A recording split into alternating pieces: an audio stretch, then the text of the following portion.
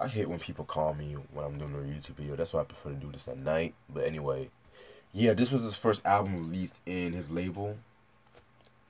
Funny thing about his late 70s, early 80s era, um, he had like unexpected like a lot of commercial. He was a lot of commercial success, and this is actually his biggest selling album to date. I thought all this time I thought it was Joe's Garage, but yeah, this is basically just a live album that was overdubbed in the studio and shit. So I haven't really heard a lot about this album, but I'm going to check it out. I might do a review on it. So yeah. Okay, then we got Apollonia 6, released in 1984. I know what you guys are thinking. Um, oh shit, you got that album, or I thought it was Vanity 6, but yeah, if you guys have heard of Vanity 6, it's basically the group, but a different lead singer, hence the name Apollonia. You guys have heard, should know who they are. In case you don't, um, if you know who Apollonia is, she played Prince's love interest on Purple Rain and shit. And yeah, so I have not really heard this album to be real with you guys, but I heard a couple of joints like, of course, Sex Shooter and Blue Limousine. So expect a review on this album. Now these last two, whew, right here you got this album. This is Biz Marquis. Um, I Need a Haircut, released in 1991 on Warner Brothers and yeah, Warner Brothers and Coach and Warner Brothers. You guys should know who Biz Markie is. Lately, I just had like a lot of great. Lately, I just been into like copying a lot of hip hop albums, especially from the '80s, especially from the '80s, early '90s on vinyl and shit. So yeah. Other than that, Biz Markie, he's a member of the Juice Crew.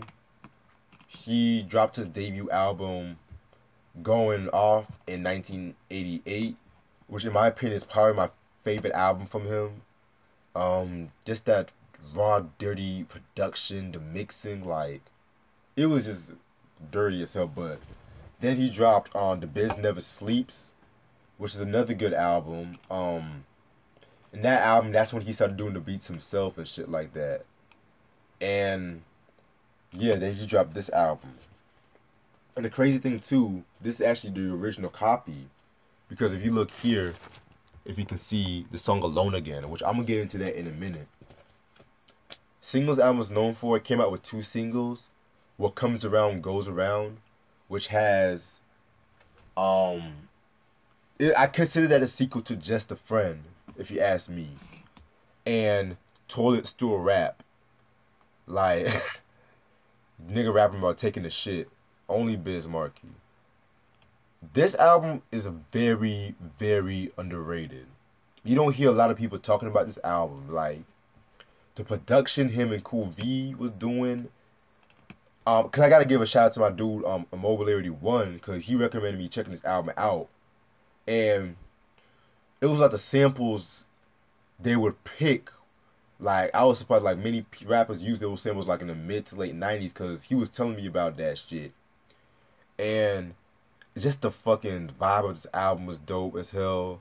And the reason why I make an emphasis that this is the original version, because they re-released this album in 1995. But what's crazy, because the song I showed you, Alone Again, that was that song was controversial, because the sample he did was the song by this artist named Gilbert O'Sullivan. And apparently he didn't, well, this is the only time I'm going to sample snitch. He didn't authorize that sample, like, and he sued. He went after Biz Markie, Cold Chillin', Warner Brothers, and basically what ended up happening was they basically took the album out of the stores, out of charts, and when it was reissued, they took the song out basically. So, and it's crazy too, because like I mentioned in the De La Soul is Dead review, the Turtles, I think, went after De La Soul as well, after a song that was sampled from, I think, 3 Feet High and Rising. I believe it was for the song Transmitting from Mars, if I'm not mistaken. But yeah, and personally, if it wasn't for that shit, like, 'cause his label, like, was the one who sued, but if it wasn't for him, like, that shit, like, sample clearances would have been, like, a lot more difficult, because now artists have to be mindful of, like, asking the owner to write of the use of samples. So other than that, definitely, if you can find it, must have in your collection. If you're a Juice Crew header, definitely Biz Markie at its prime. And the last album, whew, oh my god, you guys aren't ready for this one. Jill Jones' self-titled debut album, um, released in 1987. Singles albums known for are G-Spot, Mia Boca, and For Love. This is one of the best Prince affiliate albums of ever.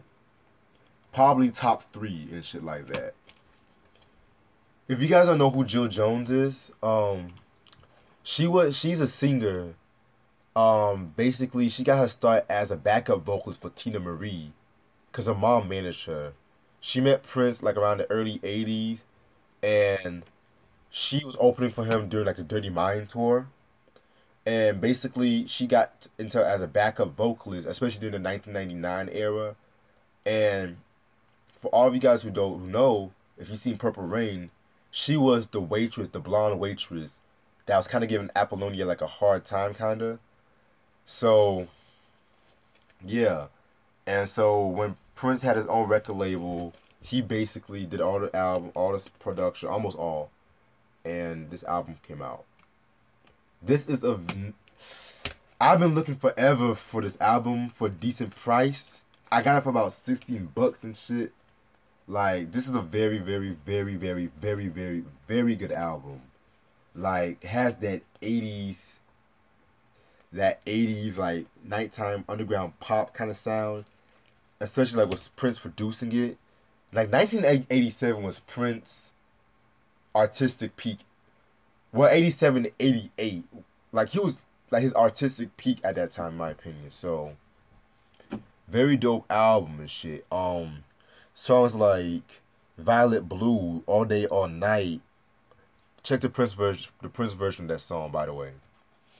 So, yeah, expect reviews on this album as well. Jill Jones' self-titled debut, must have in your collection if you can find it, because it's actually out of print. But I think if it's accessible more in Europe, because this album was mostly popular in Europe and shit. So, and that's all the albums I have. Thank you guys for watching. Peace.